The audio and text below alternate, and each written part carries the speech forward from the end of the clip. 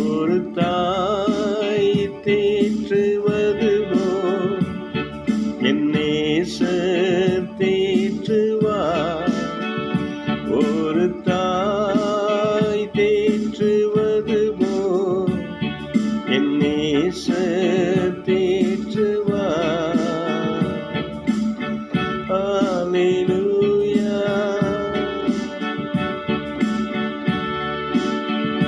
மார்போடு அணைப்பாரே, மனக்கவலை தீர்ப்பாரே. மார்போடு அணைப்பாரே, மனக்கவலை தீர்ப்பாரே. ஒரு தாய் தேற்றுவது போல் என் நேசர் தேற்றுவார். உங்களை தேற்றுகிற கர்த்தர் உங்களை மார்போடு அழைத்து இந்த நாளிலே உங்களுக்கு கிருபை செய்கிற தேவன். சுவிசேஷத்தை அறிவிக்க வேண்டியது நம்ம மேல் விழுந்த கடமை.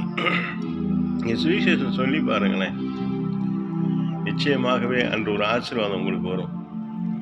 ஏன்னா சுவிசேஷம் அறிவிக்கிறவங்களுக்கு சுவிசேஷத்தினால பிழைப்பு வர வேண்டும் என்று வேதம் சொல்லுகிறது. நீங்கள் சுவிசேஷம் அறிவிக்கும் பொழுது நீங்கள் வேலையில் இருந்தாலும் சரி, மிகப்பெரிய பணக்காரராக இருந்தாலும் சரி, வேறு ஏதோ ஒரு வழியில் உங்களுக்கு ஒரு ஹானரபிள் வரும். இயேசு கிறிஸ்துடைய மரணம், உயிர்த்தெழுதல், நித்திய ஜீவன், பரலோக ராஜ்யத்தை குறித்து நீங்கள் பேச ஆரம்பிங்க. கிறிஸ்துவின் பரலோக ராஜ்யத்தை குறித்து நான் பேச ஆரம்பிக்கிற பொழுதே ஒரு பெரிய ஆசீர்வாதம் நம்முடைய வாழ்க்கையில் கடந்து வந்துவிடும்.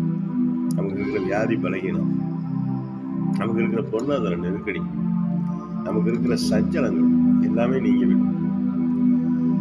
கரம் பிடித்து நடத்துவார், கண்மலை மேல் நிறுத்துவார். உன்னை கரம் பிடித்து நடத்துவார், உன்னை கைவிட மாட்டார். உனக்காக யாவையும் செய்கிற உன்னதமான தேவன். மற்றவர்களுக்கு இயேசு கிறிஸ்துவின் உயிர்த்தெழுதலை, நித்திய ஜீவனை சொல்லுங்கள். கர்த்தர் நிச்சயமாகவே உங்களை இந்த நாளிலே ஆசீர்வதித்து உயர்த்துவார். உங்களை கண்மலையின் மேலே நிறுத்துவார். உங்கள் கரங்களை பிடித்து அவர் நடத்துவார். கர்த்தருடைய நாமம் மகிமை அடைவதாக. நீங்கள் இயேசு கிறிஸ்துவின் நாமத்திலே ஆசீர்வதிக்கப்பட்டவர்கள். அல்லேலூயா.